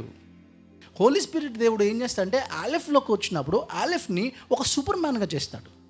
సిన్ని ఈజీగా ఓవర్కమ్ చేయడానికి శక్తినిస్తాడు, పాపాన్ని ఈజీగా జయించే శక్తినిస్తాడు, పాపాన్ని అసహించుకునేలా చేస్తాడు కదా. ఇంకా కిందకు వచ్చినప్పుడు ఉంటాడు, 8th verse ఉంటాడు, మీరు బూది గంతాలకి సాక్షులుగా ఉంటారు. పరిశుద్ధాత్మ దేవుడు మీ మీదకి వచ్చినప్పుడు, when you receive the spirit of God, పరిశుద్ధాత్మ మీ మీదకి వచ్చినప్పుడు మీరు శక్తిని పొందుతారు. కాబట్టి మీరు యెరూషలేములో, యూదాయను, సమరయలను, బూదిగంధముల వరకు సాక్షులుగా ఉంటారు. ఎక్కడున్న మాట ఏంటంటే ఏమంటాడంటే పరిశుద్ధాత్మ మీ మీదకి వచ్చినప్పుడు వాళ్ళు ఏమడుగుతున్నారంటే నీ రాజ్యం ఎప్పుడు వస్తుంది అని అడిగారు 6వ వచనంలో. ఎందుకని ఎందుకు అడిగి ఉంటారు? ఆయన దేవుని రాజ్యం గురించి చెప్తున్నాడు. నువ్వు ఇశ్రాయేలుకి మళ్ళీ ఎప్పుడు రాజ్యం స్థాపిస్తావు అని అడుగుతున్నారు. అంటే వాళ్ళు ఏమనుకున్నారంటే ఒక అలెగ్జాండర్ ది గ్రేట్ లాగా వచ్చి స్థాపించేస్తాడు అనుకున్నారు. ప్రభు ఏమన్నాడంటే ఆ డేట్ తెలుసుకోవడం మీ పని కాదు అంటూ చెప్తూ ఆయన ఏమంటే మీకు పరిశుద్ధాత్మ మీ మీదకి వచ్చినప్పుడు మీరు తెలుసుకోవాలి. మీరేంటి మీకు విట్నెస్ ఎక్కడి నుంచి స్టార్ట్ అవుతుంది? యెరూషలేములోను, యూదయలోను, సమరయలోను, బూదిగంతాల వరకు వెళ్తుంది. సో పరిశుద్ధాత్మ మీ మీదకి వచ్చినప్పుడు మీకు ఏం జరుగుతుంది?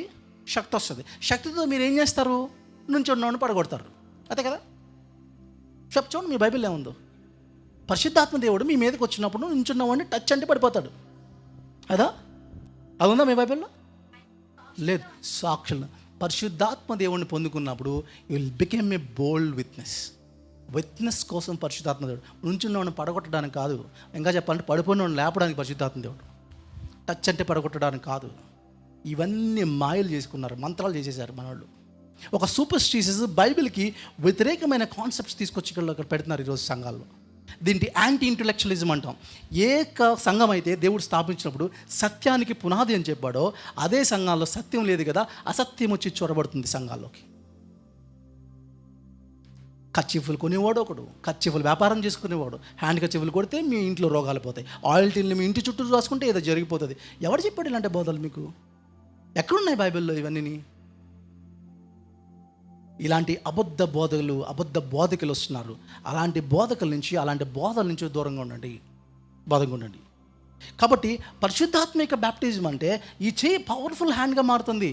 ఆలెఫ్ కొన్ని కాన్సెప్ట్స్కి భయపడతాడు. For example, if I want to enter in to the politics, నేను పాలిటిక్స్లోకి ఎంటర్ అవ్వాలనుకున్నాను అనుకోండి, అక్కడ ఉన్న సిస్టమ్ని సరి చేయాలనుకున్నాను. కానీ లోపలికి వెళ్ళిన తర్వాత ఏమవుతుందంటే ఆ సిస్టమ్ చూసిన తర్వాత అక్కడ మాఫియా ఉంటుంది, అక్కడ పెద్ద పెద్ద జైంట్స్ ఉంటాయి. అవన్నీ చూసి నేను కాంప్రమైజ్ అయిపోయి ఏమవుతుంది అంటే నేను కొంచెం కాంప్రమైజ్ అయిపోతాను. నాకు తెలిసిన ఒక అంకుల్, ఆయన పేరు చెప్పదలుచుకోలేదు కానీ పర్వాలేదు, ఆయన విట్నెసే, ఆయన నాతో చెప్పారు కాబట్టి, ఆయన జాయింట్ కలెక్టర్ సుభాష్ చంద్రబోస్ గారు. సో అంకుల్ నేను వెళ్తున్నప్పుడు నేను వాళ్ళ ఇంట్లోనే ఉంటాను కాబట్టి అంకుల్ నాతో ఒకసారి చెప్పిన మాట ఏంటి అంటే, నాన్న నేను ఇంతకుముందు ప్రభుని నమ్ముకున్నంతసేపు నేను చాలా లంచాలు తీసుకున్నాను. కానీ వన్స్ నేను ప్రభుని నమ్ముకున్న తర్వాత ఇప్పుడు మా మాఫియా నుంచి వస్తున్న ఛాలెంజెస్ ఏంటంటే, నువ్వు తీసుకొని నాకు సైన్ పెడతావా లేదా బయట పెట్టమంటావా? ఇంతకుముందు ఎంత బయట తీసుకొస్తాను. నేను ఫస్ట్ నుంచి ఉంటే నాకు ప్రాబ్లం లేదు, నేను ప్రభుని నమ్ముకున్న తర్వాత చేంజ్ వచ్చింది. సో ఎంత చేంజ్ వచ్చింది అని అంటే పాపాన్ని అసహించుకుంటున్నాడు ఇప్పుడు ఆయన. ఇంతకుముందు చేసే పాపాన్ని సిగ్గుపడుతున్నారు ఆయన. అందుకని నేను రిజైన్ చేయవలసి వస్తుంది. రిజైన్ చేశారు, కాంప్రమైజ్ అవ్వలేక.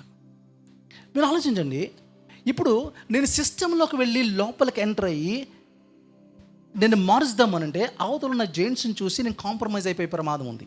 అందుకని నాకు నా శక్తి చాలినప్పుడు నాకు అతీతమైన శక్తి కావాలి. ఆ శక్తికి పరిశుద్ధాత్మ దేవుడికి కావాలి. లార్డ్ ఆఫ్ ద రింగ్స్ అనే ఒక మూవీ ఉంది, అది క్రిస్టియన్ మూవీ, అది గుర్తుపెట్టుకోండి. Lord of the rings is a Christian movie, కానీ పిల్లలకి అర్థం అవడానికి నార్నియాలాగే అది కూడా తీశారు. పిల్లలకి అర్థం అవడానికి తీసిన టాక్లిన్స్ రాశాడు. సెకండ్ వరల్డ్ వార్ టైంలో ఫిక్షన్ స్టోరీ, బైబిల్ స్టోరీనే పిల్లలకి అర్థం అవ్వడానికి కొన్ని జంతువులతో ఇస్తాయి. దాంట్లో ఒక గడ్డం వేసుకుని ఒక అతను ఉంటాడు, నేను తన పేరు మర్చిపోయాను. రింగ్ ఉంటుంది, రింగ్ గురించి సినిమా అంతా తిరుగుతూ ఉంటుంది. తను ఏం చేస్తాడంటే, సిస్టర్ టాకినా ఓకే మేబీ. సో తను ఏం చేస్తాడంటే పాపం నిజాయితీగా నిలబడాలి అనుకుంటాడు. కానీ ఒక్కసారి అక్కడ యుద్ధానికి వెళ్ళినప్పుడు అక్కడ పెద్ద పెద్ద జైంట్స్ ఉంటాయి, పెద్ద పెద్ద వీరులు కనబడతారు. వాళ్ళని చూసి భయపడిపోయి కాంప్రమైజ్ అయిపోతూ ఉంటాడు. కానీ దాంట్లో ఒక చిన్న చిన్న ఎంతంత జీవులు ఉంటాయి, హాపిట్స్ అనే జీవులు ఉంటాయి, చిన్న చిన్నవి. నేను టింకల్కి చుట్టికి ఆ బుక్స్ కొని ఇచ్చాను, నేను మొన్న తీసుకొచ్చి ఇచ్చాను. హాపిట్స్ అని ఉంటాయి. ఈ హాపిట్స్ ఇంత ఉంటాయి. ఇవి మేము ఇంత చిన్నవాళ్ళం, అవి ఎంత పెద్దవి ఉన్నాయి ఏం చూడవు, దానికి ఒకటే నమ్ముతాయి, మా వెనకాల సూపర్ న్యాచురల్ పవర్ ఉందని యుద్ధానికి వెళ్ళిపోయి మొత్తం కొట్టేస్తూ ఉంటాయి, ఫైట్కి మాత్రం వెళ్ళిపోతుంటాయి. ఈ టాక్లిన్స్ అన్న ఆథర్, గ్రంథకర్త ఏం చెప్పడానికి ట్రై చేస్తాడంటే ఆ హాపిట్స్ ఎవరు కాదు, బిలీవర్స్ అంటాడు.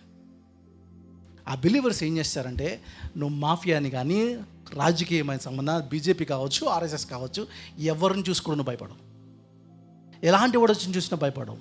నువ్వు ధైర్యంగా వెళ్తావు సమాజంలోకి, నీతి కోసం అవసరమైతే చచ్చిపోతావు, నీతిని జరిగించాలనే ఆకలి దప్పులు కలుగుంటాయి. నువ్వు యుద్ధానికి వెళ్తావు, ఫైట్కి వెళ్తావు. అది చేసే పవర్ ఎవరు ఇస్తారు తెలుసా? పరిశుద్ధాత్మ దేవుడు ఇస్తాడు, హోలీ స్పిరిట్ ఇస్తాడు. అందుకని we need might. So number 1 we need ఒక మెసేజ్ కావాలి, రెండోది మేనిఫెస్టేషన్, మూడోది మైట్, అండ్ నాలుగోది ఈజ్ అ మిస్టరీ గురించి మాట్లాడుతూ ఉన్నాడు. అది కంప్లీట్, నేను ఫినిష్ చేస్తాను. మిస్టరీ గురించి 6-7 వచనాల్లో మీరు చూడండి ఏమనంటే, మీరు ఇశ్రాయేలుకి మళ్ళీ రాజ్యము ఎప్పుడు సమకూరుస్తావు అంటే ప్రభు చెప్తున్నాడు. వాళ్ళ ప్రశ్న ఏంటి? ఇశ్రాయేలుకి రాజ్యం ఎప్పుడు ఇస్తావు అనేది ప్రశ్న. ప్రభు దానికి ఆన్సర్ ఇస్తూ ఇట్లా చెప్తున్నాడు. ఏమంటున్నాడంటే అది తెలుసుకోవడం మీ పని కాదు, డేట్స్ వద్దు, ఇట్స్ అ మిస్టరీ అన్నాడు. It's a mystery. నాకు రాజ్యం ఎప్పుడు స్థాపిస్తావు అంటే, బేబీ రాజ్యం గురించి మాట్లాడితే వీళ్ళు ఎలా అనుకున్నారంటే, ఈయన అలెగ్జాండర్ ది గ్రేట్ లాగా సింహాసనం మీద కూర్చుంటే మేము ఒకళ్ళేమో పేతురేమో నేను సైన్యాధ్యక్షుడు, నేను కత్తి పట్టుకుని తిరుగుతున్నాడు కదా, కాబట్టి నేను ఒక సైన్యాధ్యక్షుడిని అని ఒకడు, అరే నేను ఏంటి ఇది ఏంటంటే ఫినాన్స్ మినిస్టర్ నేను, ఒకడేమో ఇది పట్టుకుని తిరుగుతున్నాడు. ఇట్లా ప్లాన్ చేసుకున్నారు పాపం. ఇలాంటి కింగ్డమ్ ఫిజికల్ కింగ్డమ్ అనుకున్నారు. రెస్ట్ ఇస్ స్పిరిచువల్ కింగ్డమ్ కాదు, ఫిజికల్ కింగ్డమే వస్తుంది. నీ రాజ్యం వచ్చుగా కానీ ప్రార్థన చేస్తున్నావు. నీ రాజ్యం లిటరల్గా కొత్త పొలిటికల్ సిస్టమ్ భూమి మీదకి వస్తుంది ఫ్యూచర్లో. మోదీ రాజ్యం పోతుంది, జగన్ రాజ్యం పోతుంది, మనుషులకి రాజ్యం పోయి దేవుడే పరిపాలించే ఒక రాజ్యం ఈ భూమి మీదకి రాబోతుంది. అయితే వీళ్ళు ఏమనుకున్నారంటే అప్పుడే వచ్చేస్తుంది అనుకున్నారు. అప్పుడే వచ్చేస్తుంది, కానీ ఎప్పుడు స్థాపిస్తావు అని అడిగితే ప్రభు చెప్తున్నాడు, ఇట్స్ ఎ మిస్టరీ. కాలముల సమయంలో నాది తండ్రి ఆధీనంలో. అంటే అర్థం ఏంటంటే నాకు తెలియదు అనేది కాదు అర్థం. యేసుక్రీస్తు ప్రభుని ఎప్పుడు చూసినా గుర్తుపెట్టుకోవాలి, ఆయన 2 యాంగిల్స్లో మనం చూడాలి. ఆయన సంపూర్ణ మానవుడు, సంపూర్ణ దేవుడు, the complete human and complete divine. So కొన్నిసార్లు ఆయన ఆన్సర్స్ ఇచ్చినప్పుడు ఆయన డివైన్ నేచర్ని ఎక్సర్సైజ్ చేయకుండా హ్యూమన్ నేచర్లోంచే ఆన్సర్స్ ఇచ్చాడు. కొన్నిసార్లు మిరకల్స్ చేయవలసి వచ్చినప్పుడు హ్యూమన్ నేచర్ని ఆఫ్ చేసి డివైన్ నేచర్ని ప్రాక్టీస్ చేశాడు కదా. ఈ 2 చూస్తాం. అందుకని శిలువ మీద చనిపోయింది కూడా దేవుడు కాదు, గుర్తుపెట్టుకోండి. God died on the cross అనే మాటని కొంచెం మనం ఆలోచించాలి. శిలువ మీద చనిపోయింది దేవుడు, కునిగడు నిద్రపోడు, ఆయనకి ఆది అంతం లేదు కదా, రైట్? ఇప్పుడు దేవుడు 3 రోజులు చనిపోతే కాదు, అది మాట్లాడట్లేదు. ట్రెంటీలో వాళ్ళిద్దరు ఉన్నారు, ఈయన చనిపోయారు అనేది కాదు. ఆయన నిత్యం నుంచి నిత్యంగా ఉంటారు. ఆయన సంపూర్ణ మానవత్వాన్ని శిలువ మీద బలి చేశాడు. ఆ డైట్కి ఆ దైవత్వం అట్లాగే ఉంది కదా. అది కదా క్రిస్టియన్ డాక్టర్ మన సిద్ధాంతం. అందుకని అంటాను, వాక్యం యొక్క సత్యాలు మనకి ఎందుకు తెలియాలంటే, నువ్వు ప్రీచ్కి వెళ్ళే మునుపు, ఒక మినిస్ట్రీ స్టార్ట్ చేసే మునుపు ఖచ్చితంగా వీటి మీద బేసిక్ థింగ్స్ మీద అవగాహన ఉండాలి. ఆయన సంపూర్ణ మానవత్వాన్ని శిలువ మీద బలి చేశాడు కాబట్టి చెప్తున్నాడు. ఆయన ఏమన్నాడంటే, ఇదిగో నువ్వు ఇశ్రాయేలుకి ఎప్పుడు రాజ్యం చేస్తావు. ఆయన చనిపోయి తిరిగి లేచి వెళ్తా ఉన్నాడు. ఇద్దరు ఎంఎస్ మార్గంలో నడుచుకుంటూ వెళ్తా ఉన్నారు. ఎంఎస్ మార్గంలో నడుచుకుంటూ వెళ్తారు. ప్రభు అన్నాడు వాళ్ళ దగ్గర గురించి, అన్నాడు, ఏమన్నాడు, మీరు ఎవరి గురించి మాట్లాడుతున్నారు అన్నారు. ఆయన ఏమన్నాడు, మేము నజరేయుడైన యేసు గురించే, సంగతులే ఇది తెలీదా? యా అమ్మ నేను చెప్పేస్తాను, మనకి టైం అయిపోయింది కదా, నేను చదవమని వచ్చేది కానీ. థ్యాంక్ యూ ఆవిడకి విపరీతమైన బైబిల్ మీద అవగాహన ఉంటుంది. నేను వర్స్ చెప్పలేదు, చదివేస్తున్నాను.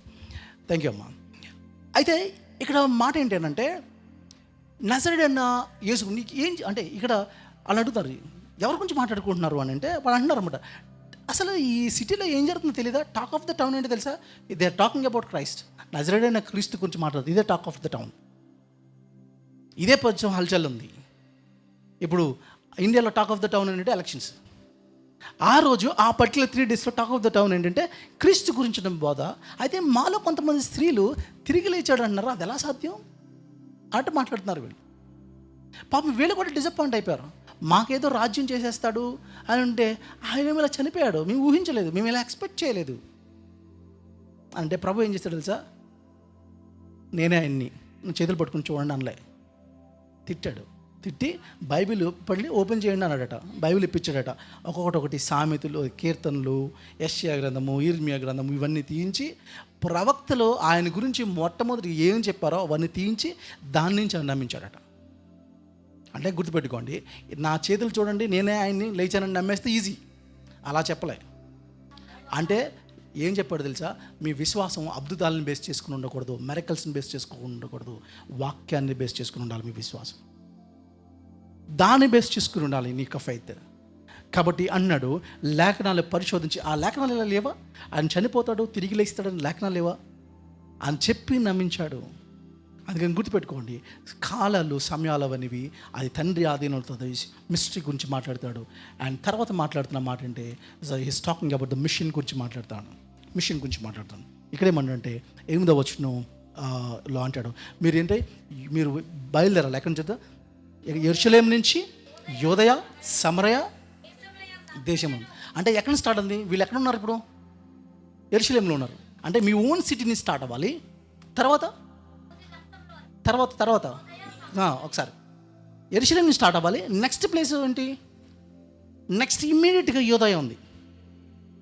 అంటే సేమ్ డిఫరెంట్ పీపుల్, సేమ్ కల్చర్లోనే డిఫరెంట్ కల్చర్.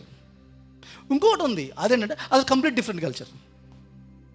వాళ్ళు కొంచెం కల్చరల్కి కంప్లీట్ కాదు, కొంచెం కల్చర్ దగ్గర ఉంటుంది. కొంచెం యోధా మతం గురించి వాళ్ళకి తెలుసు, ఎవరికి? సమరయాలకి. కానీ బూదిగంతాలంటే డిఫరెంట్ కల్చర్. మీ ఓన్ కల్చర్ నుంచి, ఇమీడియట్ కల్చర్ నుంచి ఫార్ కల్చర్ వరకు ఈ స్వార్థ వెళ్ళాలి. అక్కడ వరకు వెళ్ళాలి. ఇది మీకు అప్పు చెప్తున్న మిషన్. ఇది ఎందుకో తెలుసా? ఇప్పుడు ఇవాంజలిజం చేయాలి అని అంటే గుర్తుపెట్టుకోండి, అదేంటంటే కాలాలు తెలుసుకోవడం, ఎప్పుడు వస్తాడు అని డేట్లు అడగడం మానేసి ముందు మీ ఫోకస్ వర్క్ మీద ఉంచండి.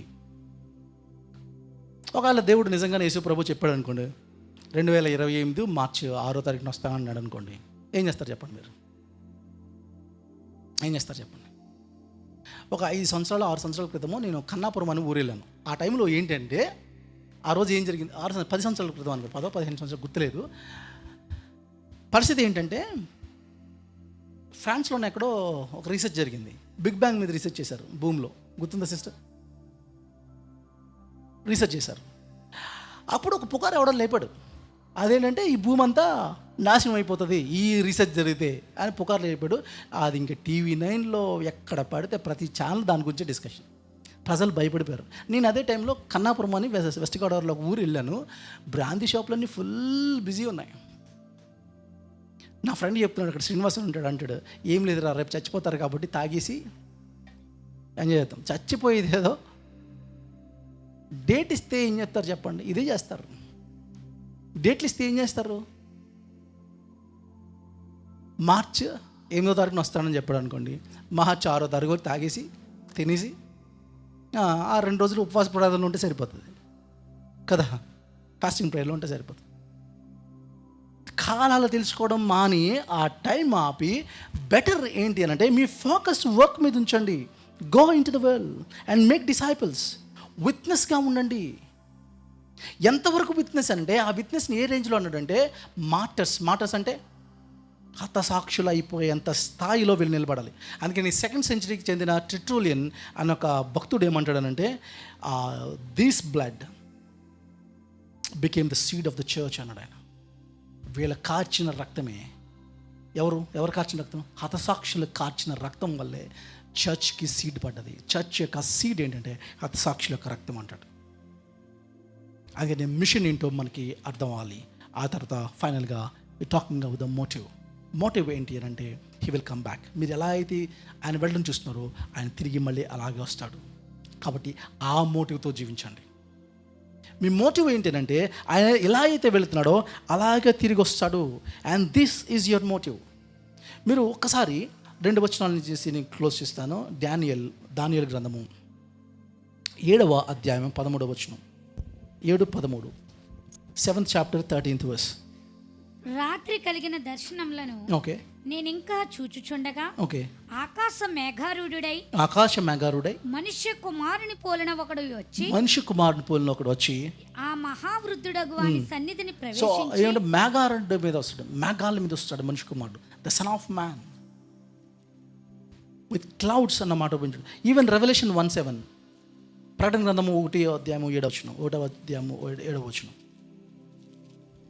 1:7, ఇదిగో ఆయన మెగారుడై వచ్చున్నాడు, ప్రతి నేత్రము ఆయనను చూచును, ప్రతి నేత్రము ఆయన చూస్తుంది, ఆయన పొడిచిన వారును చూచెదరు, ఆయన పొడిచిన వారు కూడా చూస్తారు, బూదులందరూ ఆయనను చూచి రొమ్ము కొట్టుకుందరు, బూదిగంతలు ఆయన చూసి రొమ్ము కొట్టుకుంటారు. ఇదే నిన్న నేను బుల్లి తాడేపల్లి కూడా వెళ్ళి తిరిగి వస్తున్నప్పుడు కారులో ఇదే మాట్లాడుకుంటున్నాం. ఏదంటే ఇదే వచనం, ఈ వచనం చాలాసార్లు చదివాను, కానీ ఈ సర్మన్కి ప్రిపేర్ అవుతున్నప్పుడు ఈ వచనం చదివినట్టు నాలో ఎక్కడో భయం వేసింది. ఇదిగో ఆయన పొడిచిన వారు కూడా చూస్తారు, రొమ్ము కొట్టుకుంటారు. అయ్యో, మేము ఇచ్చిన టైంని మేము మిస్యూజ్ చేసుకున్నాం. ఈరోజు నీది అనుకుంటున్నావు కదా ఒక గర్వం, రేపు నీది అనుకుంటున్నావు కదా ఒక రోజు వస్తుంది, అది నీది కాదు, అది ప్రభు దినం. అసలు లార్డ్స్ డే అన్నాడు ఇంగ్లీష్లో, తెలుగులో ప్రభు దినము. ఆ ప్రభు దినము ఎవరు వరవగలరు? అదే కదనంట బైబిల్లో, ఎవరు వరవగలరు? సూర్యుడు ఎర్రగా అయిపోతాడంట, చంద్రుడు ఎర్ర అయిపోతాడు. ఎవరు ఊహించలేని ఒక రోజు వస్తుంది. ఆ రోజు ప్రపంచం అంతా అప్ సైడ్ డౌన్ అయిపోతుంది. ఈవెన్ కరుణాకర్ సుగుణకాళ్ళు ఇలాంటి వాళ్ళు ఎవరైతే ఉన్నారో సో కాల్డ్ క్రైస్తత్వాన్ని చీడుతున్నారో వాళ్ళు రొమ్ములు కొట్టుకుంటారు. అయ్యో అని ఇచ్చిన రోజున వస్తుంది.